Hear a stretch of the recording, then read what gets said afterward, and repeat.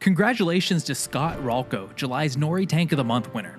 Scott's passion for the reef keeping hobby shines through in both his home and office aquariums. Join us for an exclusive interview with Scott, where he shares how a simple birthday present sparked his journey into this fascinating hobby.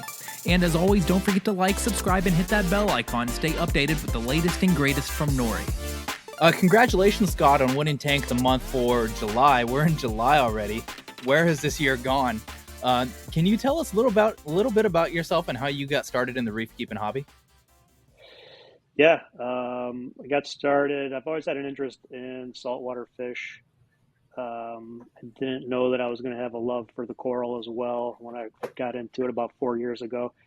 Actually, my wife ended up buying me a tank for my birthday from one of the big chain stores in town here. I don't know if she's happy for me still or if she's mad that she created this new obsession for me, but I love her for it either way. And so, yeah, that's kind of how I got started. I had a couple small fresh tanks when I was a kid. You know, I'm talking like 10 years old or something. My parents had something in the living room or whatever, but I pretty much just jumped straight into saltwater. And I thought I liked the fish at first until I realized some of the fish that I like are not reef safe, you know, or coral friendly, invert friendly. And it was a good thing because I fell in love with coral too at the same time. So yeah, it's been going ever since then. About 4 years, almost to the day. How long have you been a member of Nori, and what does being part of the Nori community mean to you?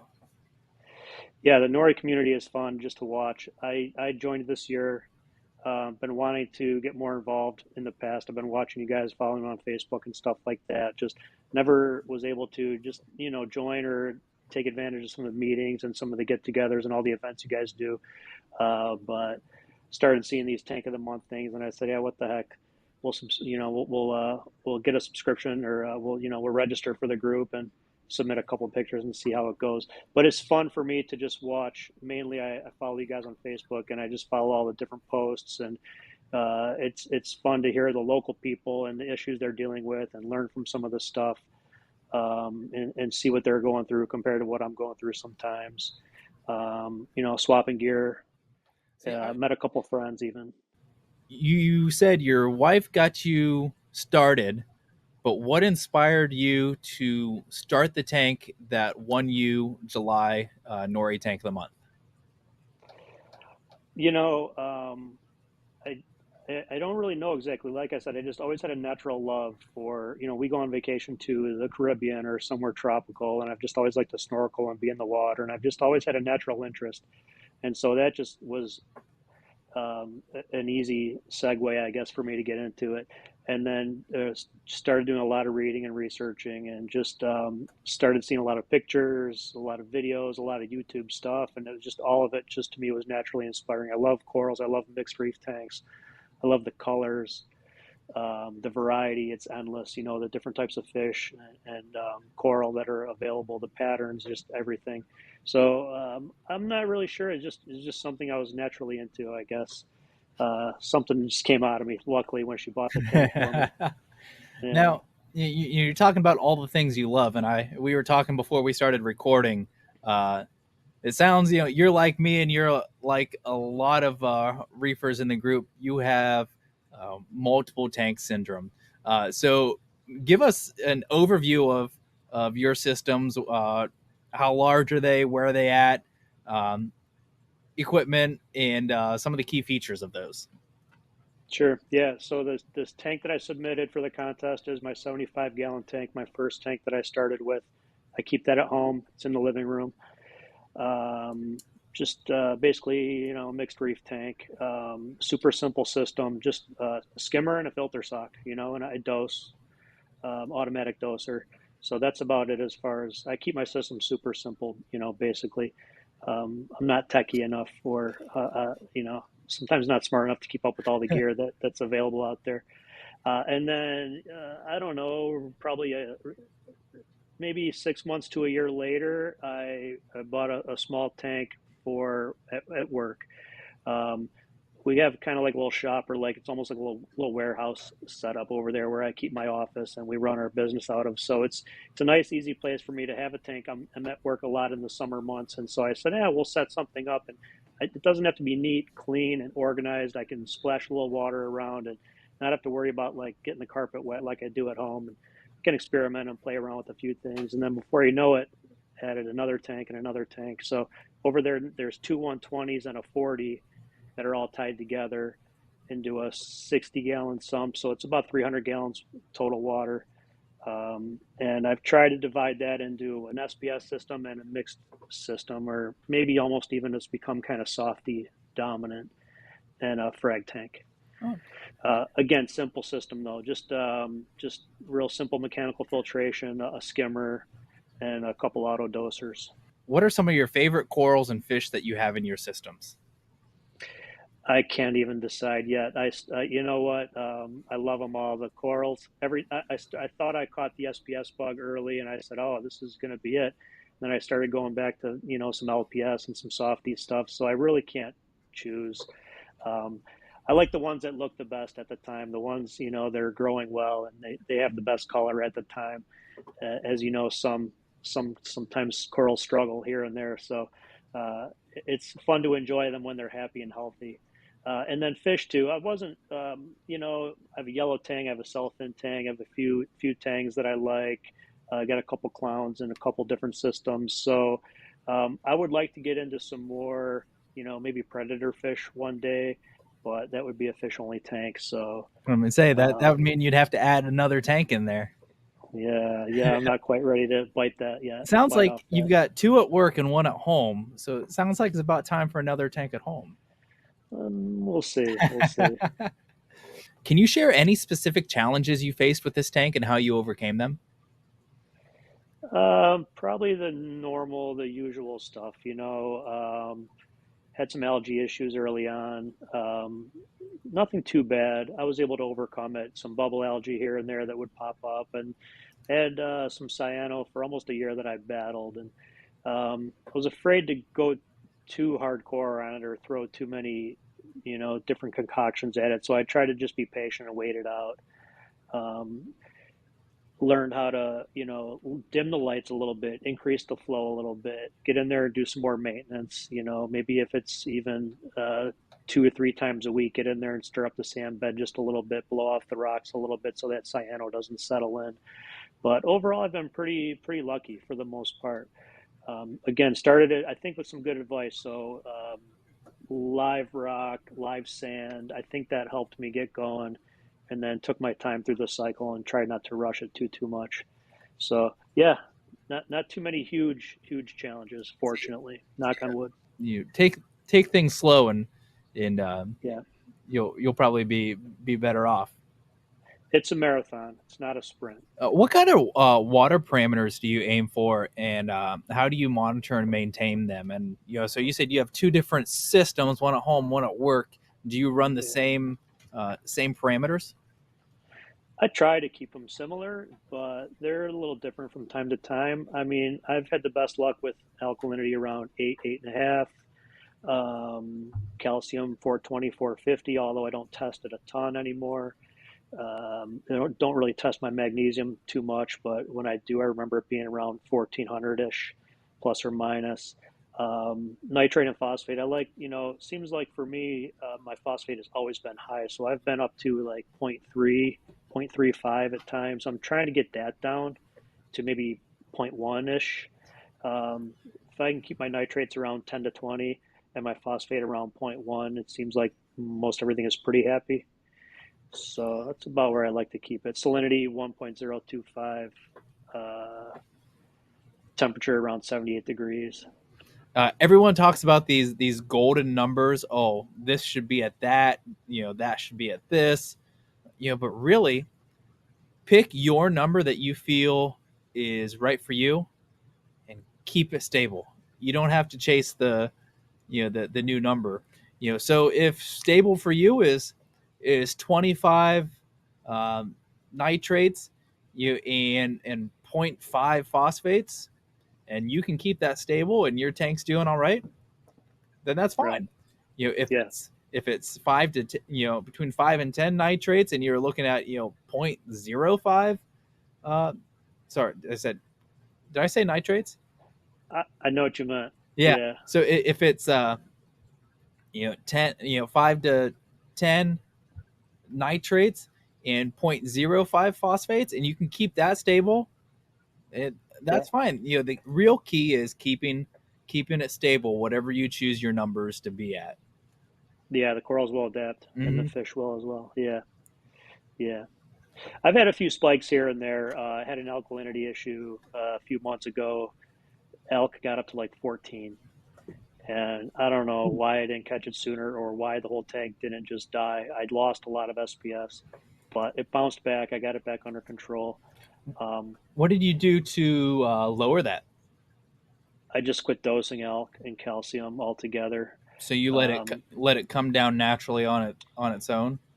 yep, yep. Tested every day, every other day. Once I started seeing it come down, you feel a little more comfortable about it.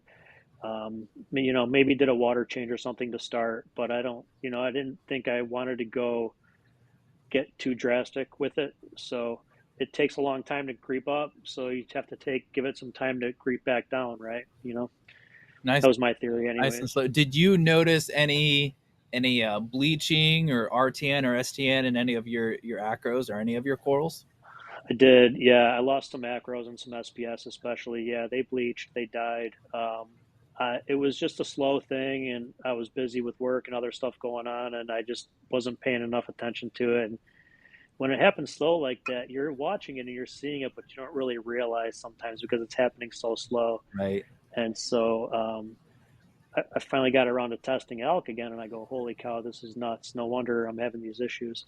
So I got that back down, and now it's settled in, 8.5. So that seems to be stable for me on both systems that I have. So working on pH a little bit, maybe. I've been playing around with dosing some kalkwasser actually too to try to get the pH up um, a little bit. But again, nothing too crazy. What advice would you give to other reef enthusiasts looking to create a tank like yours? Yeah, take your time. Just take your time. Everybody says patience, right? But it's a little bit more than that, even. It's just don't overreact.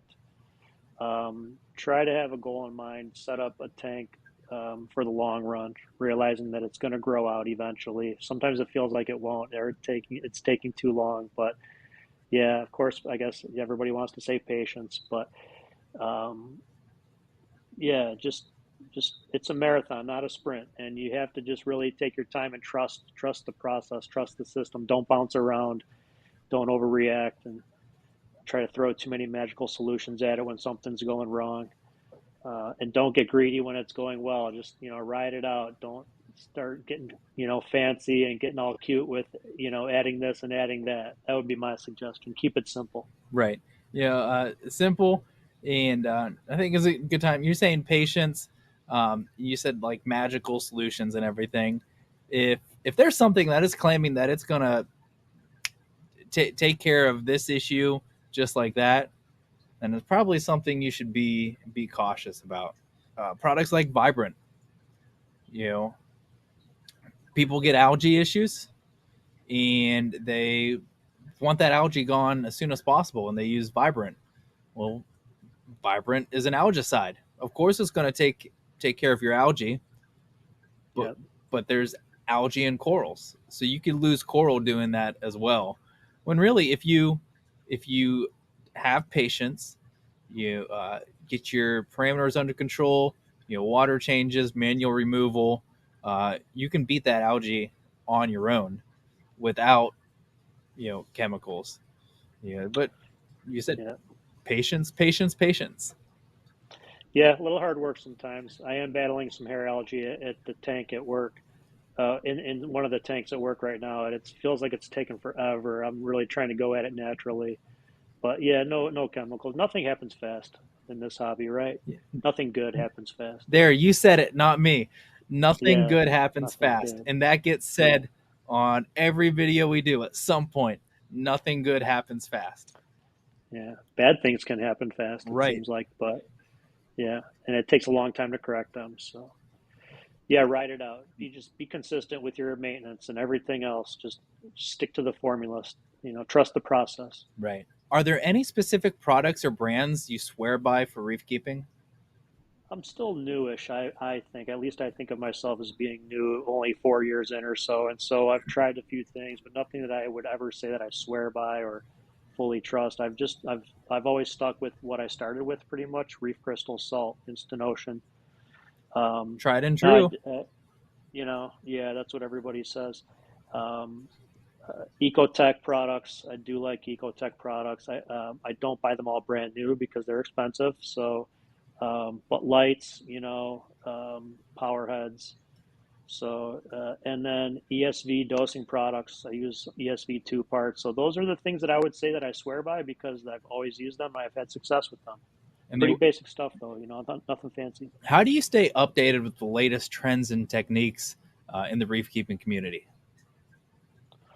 Yeah, it's probably not good. I probably get a lot of bad information, but I do follow a lot of the Facebook groups, and YouTube, some guys that I follow on YouTube. So that's about as much as I need to stay up to date, it feels like.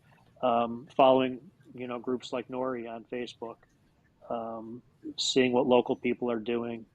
I don't have to have the latest, greatest light or power head or gyre or, dosing pump that's out there. So I don't need to be that in tune with everything, but it's fun to follow some trends. How has the Nori community helped you in your reef keeping journey? It's helped me, put me in touch with some new people, some new friends that I've met. Um, it's nice to have local people in a small, more personal or privatized group as opposed to one of your bigger groups, that's out there. Like nothing against BRS or some of the other Facebook groups where you just get a million responses when somebody asks a question. Um, Feels like a little bit more personal when you do ask for some advice or something like that. So that's one neat thing about the Nori group. Do you have any future plans or projects for your tanks? No, not right now. We're considering redoing some flooring at home, and if we have to redo the flooring, the tank has to move, and then I might surprise my wife with a bigger tank. Um, Other than that, I would love to do a fish only tank at some point, but it's really not practical or feasible for me at this stage. So I'm just trying to ride it out and enjoy the tanks the way they are. And they've kind of settled into some sort of a sweet spot. And I'm just trying to just maintain them right now. That's my biggest goal. Now, is there anyone you would like to thank or acknowledge for their support and guidance in your reef keeping journey? There's a couple guys that I met early on, and they had some, great tanks. Um, good people too, just nice people. So I've met some local friends, um, and I definitely I would like to thank the local store too that I bought the tank from initially. They set me up with some good advice. I don't know if I should be name dropping or not, No, but go ahead and shout them uh, out. If they helped you in your reef keeping journey, shout them out. yeah. So I bought the tank at Aquatica in Valley City, Hmm. locally here. It's about 20 minutes from where I live, and so they're close to here at home. They gave me some good solid advice. They've always got good advice. They've got the products that you want and need. Good selection of stuff there. So I do have to thank them for just initially getting me started up with the right gear, the right tank. Didn't really sell me stuff that I didn't need. Taught me how to start slow, and do certain things in certain ways. So yeah, I appreciate that. And then a couple local guys that I met, they're just beautiful display tanks. Um, so that really got me hooked. You know, we say a lot about Nori and how the club in our Facebook group is such a benefit to the community, but really, it all starts at your local fish stores. You know, Yeah, nobody wanting to get into the hobby goes searching on Facebook first. They're googling their fish store and then going there, and that's how they're getting started. So it's important we acknowledge what the local fish store has done for our hobby in the area. That's for sure. big time. Yeah, there's nothing better than being able to go there and feel like you're hands on and see the stuff in person. Look under the stand, look under the tank, see how it's plumbed. see some of the mechanical workings of things. Just it's invaluable. And I Mhm. didn't realize we touched on this earlier, but how many local stores that we have up here in the Cleveland area. Oh, there's Um, so many. yeah, yeah, there's so many. We're really fortunate. Within driving distance of my home, within an hour, Hmm. I can be at four, five, six, maybe more stores. And so, yeah, that's super helpful. There's one thing. Sometimes you need something quick, or you get things cheaper on Amazon or online, and I'll support a couple of the online stores as well. But you definitely love to support your local guys. And they remember that too. They remember that Yeah, you're a loyal customer, and it can help you out in the long run. That's for sure. yeah, big time. So, Yeah. finally, what does winning Tank of the Month mean to you, and how does it inspire you moving forward? It's fun. It's an honor. It's neat to be a part of the group. I've been watching the Nori group for a little while from a distance. I sit on the sideline and watch your guys' events and posts and everything else. And I've never really been active with any of it. I've gone to some frag swaps and stuff like that, of course, the Fragenstein swap. But it's just neat to be involved um, and show my tank, to some people. So that's pretty neat. It inspired me to do some tank maintenance today on both my systems. So I spent the afternoon cleaning things up and trying to get a few pictures. But yeah, it keeps you going. It keeps you interested and active sometimes. So just have a little boost, something like this is just fun. So for winning July Tank of the Month, you are going to receive a 2025 Nori Family Gold membership, and that's an $80 value. You'll get a 2023 Fragenstein t-shirt. So last year's Frag Swap t-shirt. I'm also going to throw in a 2024 Fragenstein t-shirt. So that'll be available end of September at Fragenstein. Fragenstein 2024 is going to be September 28th, Cuyahoga County Fairgrounds, same place as last year. Uh, Doors will open at 11 o'clock. But if you're a gold member, which you are now, uh, you can get early bird entry at 10 o'clock. Now, you told me that you you would benefit more uh, getting your own membership, and that you wanted to kind of pay this forward. You wanted to pay forward your winnings. So if you're watching this, keep an eye on our Facebook page. Scott wants to give away his prize. So we will be giving away a 2025 Nori Family Gold membership, courtesy of Scott here. So we'll come up with one something to give that away. Just keep your eye on our Facebook page. And Scott, thank you for paying that forward, because that's pretty awesome. Yeah, no problem. I'm really looking forward to seeing a whole family, somebody who's really into it. Maybe some young children. Nothing better than some good family stuff like that. Unfortunately, my kids are all older. My wife's just not quite into it enough, so I felt like I wouldn't get the use out of it. And I'm happy to support the group with, purchasing my own membership as well. So We do yeah, appreciate that. We appreciate having you. Um, So congratulations again for winning July Tank of the Month. Is there any last thank you. minute things you want to add here?